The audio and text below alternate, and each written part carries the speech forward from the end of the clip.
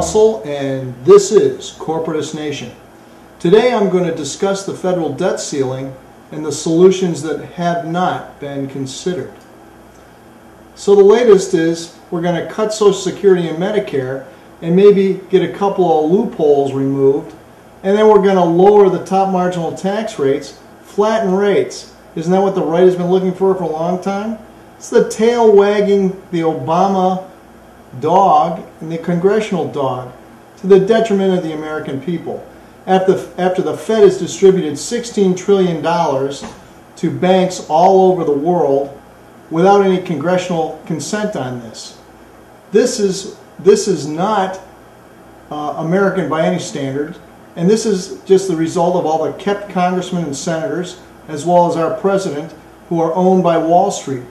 We, the good people of America, should not be asked to eat our peas while those at the very top are eating filet mignon at our expense.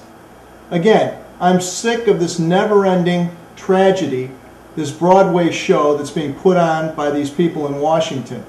Number one, the solutions that we should be considering. Rescind the Bush tax cut plus. Any first-year economics student understands the concept of marginal utility curves, supply, demand, savings, and consumption, and how those work to afford us an expanding economy. And to give those at the top tax money a la Grover Norquist, borrowed from China, and then to trash entitlements is pathetic.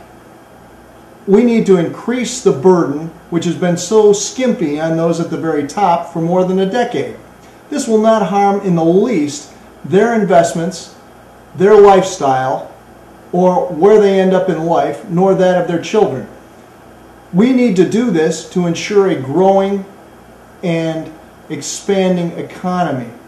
Those making $10, $20, $50, $100 million should not be paying less than their secretaries and percent of their income to ensure that we have a civil society. And number two, companies that are trying to hide income overseas, we need to rescind that Cayman Islands loophole, and they should be paying their fair share no matter where they say income is generated.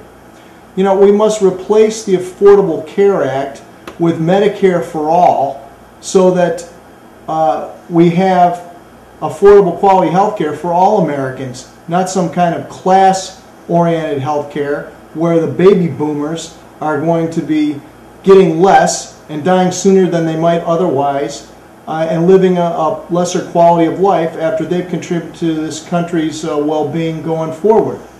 This would be, of course, based on an individual's ability to pay, so everyone would get the same care even though they pay different premiums. As in Warren Buffett and Donald Trump, for example, neither Warren Buffett would not pay more than Donald Trump for their Medicare for all, and you know, neither would you. You would pay what you can afford to pay. This would put small business in such a much more competitive environment. Remember, you know, going forward, we should institute a small tax of 0.025% on all stock market transactions.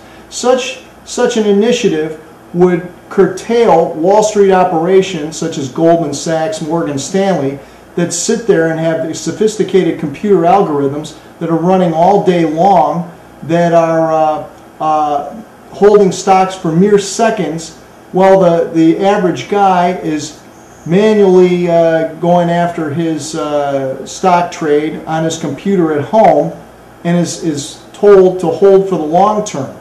This has been recommended by Nobel economists such as Joseph Stiglitz, and would certainly help our economy, make the stock market more fair, and would reduce our deficit. We must reinstitute Glass-Steagall. This is very important in that we must again separate investment banking, community banking, and insurance like they were for more than 60 years. Now, this is key. And it helped make this country stable for more than 60 years. Now, another point to be made is, why do we have a debt ceiling in the first place? My wife Charisse came up with that idea today, or a few days ago, and then Andrea Mitchell said the same thing on Meet the Press this morning. Why do we have the debt ceiling? Now, Of course, we've been blowing money hand over fist in the Middle East on 2 illegal wars that have become illegal occupations. And we must end these in the next 4 to 6 months, remove personnel, equipment, and infrastructure from these lands and stop occupying these lands. And whatever government they end up with, that's their business.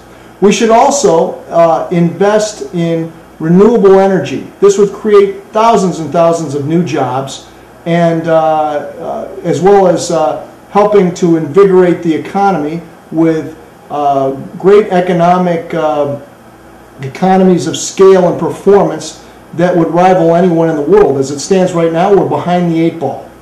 We must commence the transition away from nuclear power. This again would create more jobs, but it would also make our country far more competitive going forward.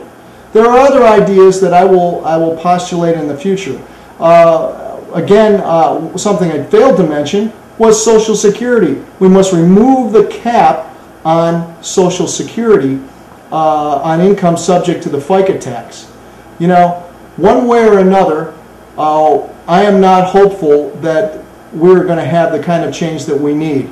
I never believed it would occur from President Obama. I figured that out long before he was inaugurated. Remember, it's up to us to save our nation, and we cannot wait for someone else to do it for us. My name is John Russell, and this is Corporatist Nation. Thank you very much.